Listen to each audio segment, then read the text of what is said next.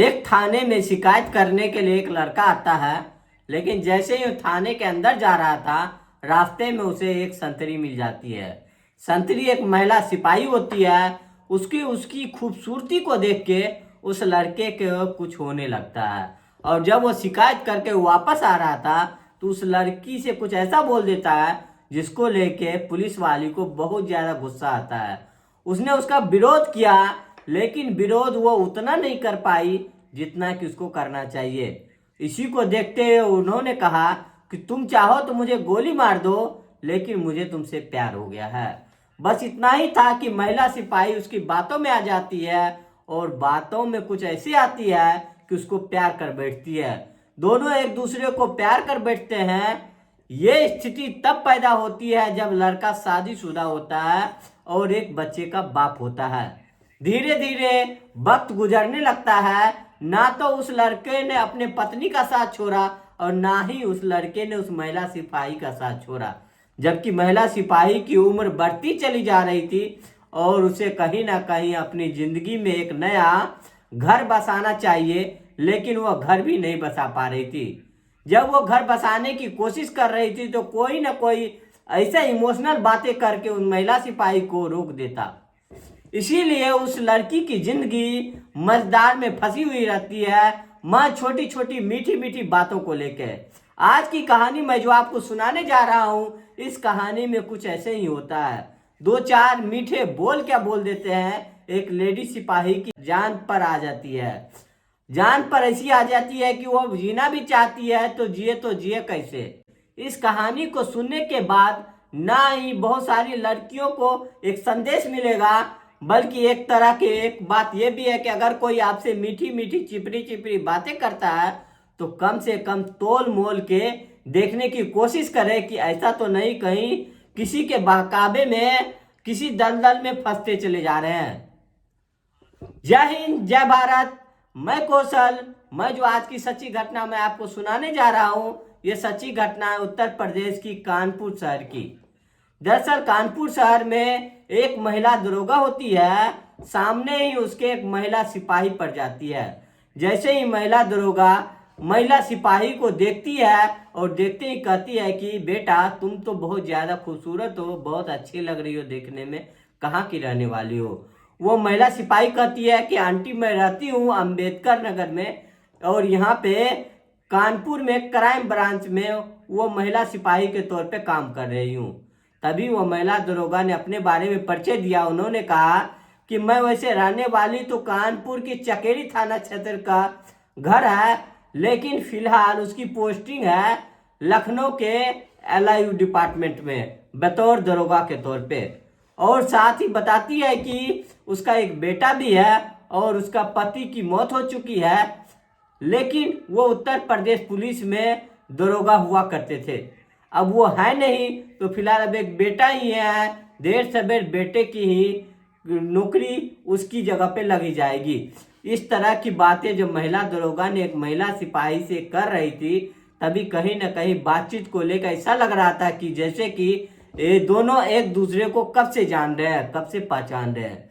तभी जाते जाते उस महिला दरोगा ने एक बात कही महिला सिपाही से कि बेटा अगर तुम्हें किसी भी चीज की जरूरत हो, किसी भी बात की दिक्कत परेशानी हो, तो आपके लिए हमारे घर के दरवाजे हमेशा हमेशा के लिए खुले हैं। आप कभी भी आना, कभी भी जाना, कोई दिक्कत कोई परेशानी नहीं है।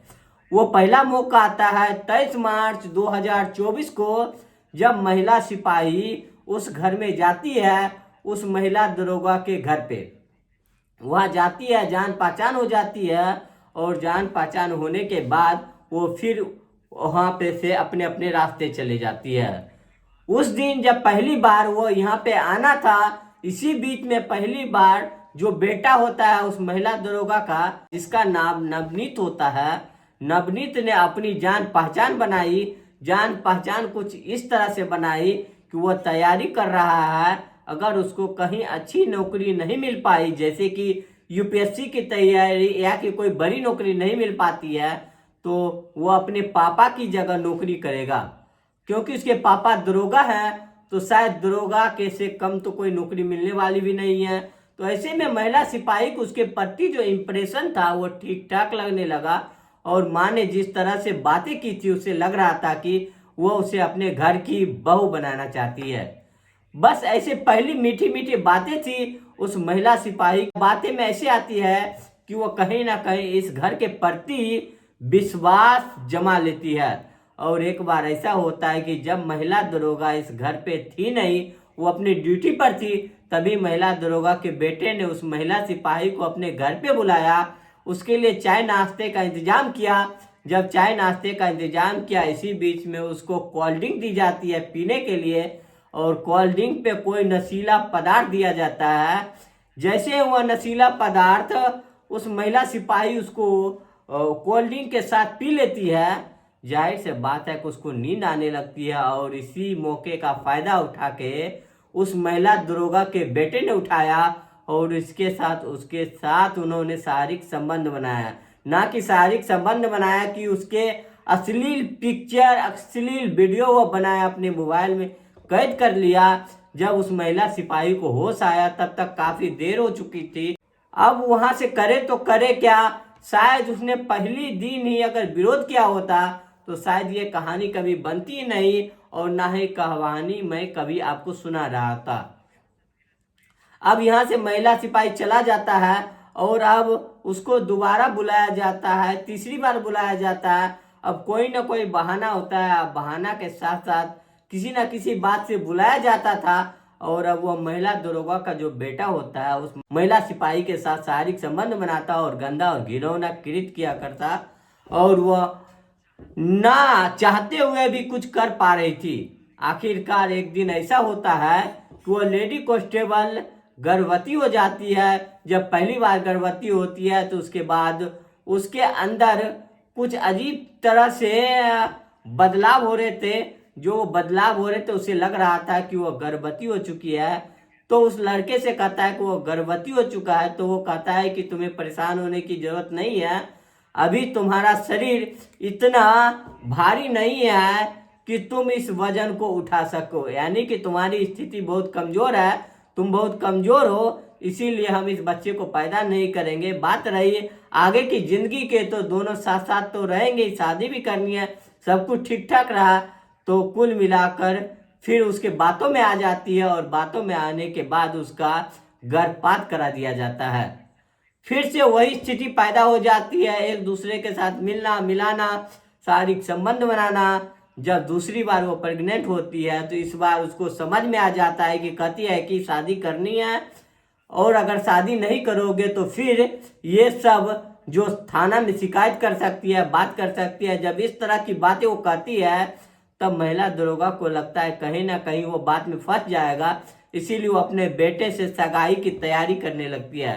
सगाई की तैयारी चल रही थी, दूसरी तरफ से फोर्स किया जाता है कि वो बैंक से लगभग 15 लाख का लोन ले लेती है, लोन अपने नाम से लेती है, और उसके बाद देर सबेर वो लड़का उस 15 लाख रुपयों को अपने कब्जे में कर लेता है। 12 जुलाई 2024 को ये झूठ मूठ की फिल्मों में जो शादी होती है, गए मांग भर दिए, उसके बाद कहानी खत्म, ताकि किसी से विरोध ना कर सके। कुछ ऐसे ही फिल्मी सगाई हो जाती है, ना बहुत ज्यादा लोग इकट्ठा होते हैं, बताया जा रहा है, दावा किया जाता है, मीडिया में ये आया है कि शायद मंदिर में सगाई होती है, और उसके बाद फिर दोनों एक हो जाते हैं। और फिर इसी बीच में लड़की का आरोप है कि 2 डायमंड की रिंग खरीदी जाती है, और दोनों के पैसे उस लड़की को ही देने होते हैं, यानी कि लड़के ने जो पहना है उसके भी पैसे, और जो उसने लड़के को पहनाया उसके भी पैसे जो उनको ही देने पड़े। इसी तरह से उसकी जिंदगी चल रही थी। दूसरी बार वो गर्भवती हो जाती है, और उसकी दूसरी बार भी गर्भपात करा दिया जाता है। दूसरी बार गर्भपात होता है। अब वो समझ नहीं पा रही थी कि 15 लाख की लोन जो कि किस्तें थी वो अपनी सैलरी से भर रही थी, अपनी सैलरी से भर रही थी, अपने घर वालों परिवार को उतनी मदद नहीं कर पा रही थी जिस हिसाब से उनको सैलरी मिल रही थी। वो गुमसुम सा रहने लगी, परेशान रहने लगी। आखिरकार जब बात शादी की आती है या फिर जिंदगी साथ बिताने की आती है तो माँ और बेटे कोई ना कोई बहाना बना लेती। इसी बात को देखते हुए एक दिन उस लड़की ने जान देने की कोशिश की, लेकिन इसी बीच में उसको ख्याल आता है कि उसकी तो कोई गलती ही नहीं है। इसीलिए वो कानपुर कमिश्नर के पास जाते हैं और कानपुर के कमिश्नर के पास जाकर पूरी कहानी बताती है। पुलिस कमिश्नर आदेश देते हैं संबंधित थाने चकेरी थाने में। यहाँ आदेश देने के बाद इस मामले में एफआईआर दर्ज की जाती है। माँ और बेटे यानी कि माँ जो दरोगा होती है, जो कि LIU डिपार्टमेंट में जो लखनऊ में उसकी तैनाती होती है, और बेटा जो कि नवनीत होता है जो कानपुर में रह रहा था।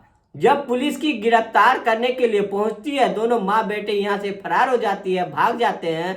अब फिलहाल पुलिस इस मामले की एफआईआर के तरफ से मामले की जांच पड़ताल कर रही है, देखने की कोशिश कर रही है कि महिला सिपाही के साथ क्या गलत हुआ है, क्या नहीं हुआ है।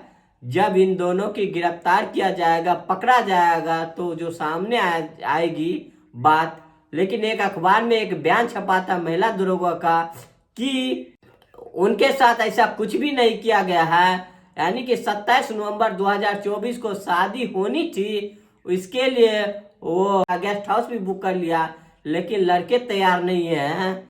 तो ये पुलिस की जांच के बाद ही कुछ स्पष्ट हो पाएगी। लेकिन जिस तरह से महिला सिपाही के साथ एक दो बार नहीं कई बार उसके साथ शारीरिक संबंध बनाया गया, उसने सीधा सीधा आरोप लगाया कि उसने कई बार उसका रेप हुआ है। वो पहली बार जब हुआ तो कोल्ड ड्रिंक में कुछ ऐसा नशीला पदार्थ मिला के पिलाया गया, जिसकी वजह से उसकी जिंदगी पूरी तरह खराब हो चुकी है। पुलिस की जांच के बाद यह स्पष्ट हो सकेगा कौन सही है कौन गलत है।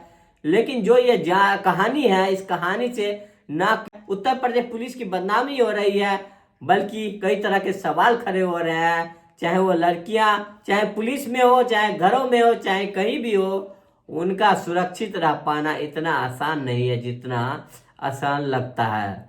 दोस्तों, इस पूरे घटनाक्रम को सुनाने का उद्देश्य किसी को परेशान करना नहीं, किसी का दिल दुखाना नहीं, बल्कि आपको जागरूक करना, आपको सचेत करना है। इस कहानी सुनाने का उद्देश्य यही है कि आपके पास बहुत सारे ऐसा प्रलोभन, ऐसा बातचीत, ऐसी मीठी मीठी बातें करके कोई भी आपके दिल में जगह बनाने की कोशिश करता है, तो कम से कम आप अपने भविष्य को देखते हुए जो भी कदम उठाएं सोच समझ कर उठाएं, ताकि ऐसा ना हो कि कोई कहानी आपकी बन जाए, उस कहानी को किसी न किसी को कोई ना कोई सुना रहा हो।